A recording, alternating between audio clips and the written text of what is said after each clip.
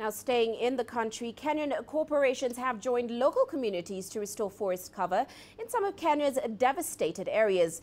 They've also planted thousands of trees in one of the country's oldest water catchment areas along the southwest Mau Forest Complex. Now, it is part of a forest protection and livelihoods improvement program to conserve 60,000 hectares of the forest by the year 2030. Now, under the Initiative for Sustainable Landscapes, Kenya, the partners are looking to save the Mau through innovative and sustainable solutions to deforestation. Save for tree planting, we have been also kind of protecting the earlier degraded areas so that they can regenerate. And we are also doing the enrichment planting in areas where we have trees still. There is also the ongoing protection by our enforcement team, the NCOM. And over there we have put a permanent forest rangers camp. We cannot really secure our future if we don't conserve the environment. You've witnessed that currently we have the drought, and maybe this may be a contribution of the destruction of forests in this country. So we will be launching soon a program on assisting the neighboring communities to manage the cattle at home in a more productive manner, so that they can produce milk and meat much more from their farms, with controlled and organized grazing into the forest. That creates an equilibrium for the forest to survive. Well, let's find out more about the project. Joining me in the studio is the chairman of the Initiative for Sustainable Landscapes, Dr. Kipkirui Langat. Welcome to the studio, sir. Thank you. Now, of course, you've managed to get both public and private sector involved in this project. Talk to me about the environmental issues that this project is trying to solve. All Kenyans know that there was a destruction of the Mau, the wider Mau complex that took place some years ago, and that the Mau is yet to recover from those effects. Our part of the Mau, which is the southwest Mau, and you relate the southwest Mau directly to the Sondu River Basin, right, was no exception. It also suffered degradation at the northeastern boundaries near the forest of Doinet Forest and Cresoi Forest. And that destruction is through the attention of our stakeholders who are farming and doing other business activities in the southwest Sondu River Basin to get together and solve some of the issues. The major issue, of course, is that there was deforestation of a massive scale of over 15,000 hectares, forests that were cut when people moved in and settled.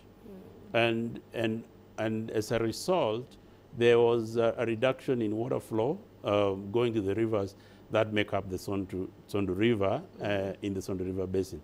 Apart from that, of course, the river's sustainability of the river flow over a period when it is dry reached an extent where even Kericho town, known to be in the rainfall area, was almost rationing water in 2015 when it got dry. So there are serious issues that are associated with the destruction of that forest, including the fact that the people who live around the forest feel they are worse off than when they had the forest and the benefits that they used to get from the forest. Now, you've managed to get, like we said earlier, the private sector involved in this project. We know telecom giant Safaricom, they've committed about 11 million shillings to this project. How much interest have you seen from the private sector in giving money to such projects and helping with such issues? And certainly, was it challenging to get the private sector involved? Interestingly, it was the private sector that got together. The first 4 companies, that is James Finlay, Unilever, KTDA, Kenya Tea Development Agency, that is, and Kenyan, who got together and approached a Dutch NGO called IDH for some seed money to see whether they could coalesce together into a coalition of the willing to work on rehabilitating the Mau forest. And when they first got together, they realized, of course, that they needed stakeholders, wider stakeholders than just the private sector. And the first call was to get the county governments, and we managed to get the county governments, that is Nakuru, Kericho, and Bomet, at the governor level to support the project.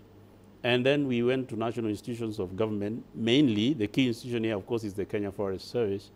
And then there were other institutions like Warma, Kenya Water Towers, KWS. Thereafter, then we moved to the community when we were doing studies where we consulted the community on what exactly they thought we should do to restore the forest. And these communities are represented by the Community Forest Association and there were the people who use the river water, the Ruas. And we generally went along the cut line and along the forest and had discussions with the communities. Right. And eventually we formed an interim board, which we call the Isla Kenya Board, which will eventually coalesce into a trust, which we call, which we formed, which is under registration at this particular time. Right. So it sounds like a great public-private partnership. Yes. There. Now we know it's also you're trying to achieve those sustainable development goals.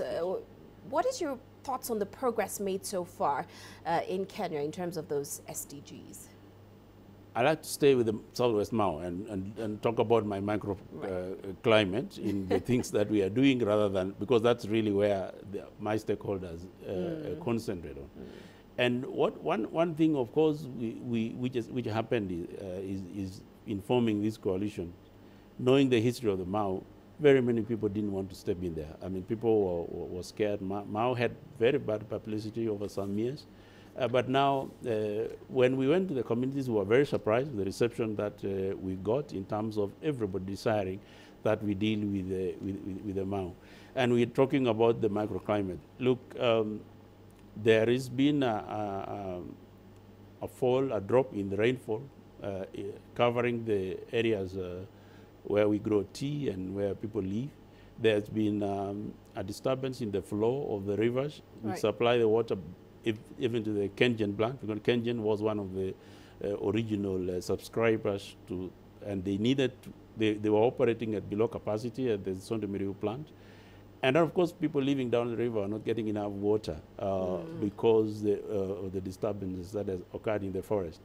The water in the river, the quality of the water was deteriorated because there was soil erosion, a lot of soil in the river.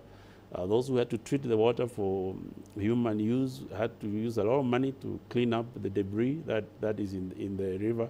And of course, the biodiversity of the Mau itself, the Mau has a lot of wildlife, including elephants. The account was taken recently, and it's yet to be out, but definitely that destruction of the forest caused a drop in some of the animals, particularly the elephants. Right. Well, it's great to hear also the benefit it's having on the communities there. Many thanks for joining us in the studio, Dr. Langat. Of course, that's Dr. Kipkurui Langat. He is the chairman of ISLA.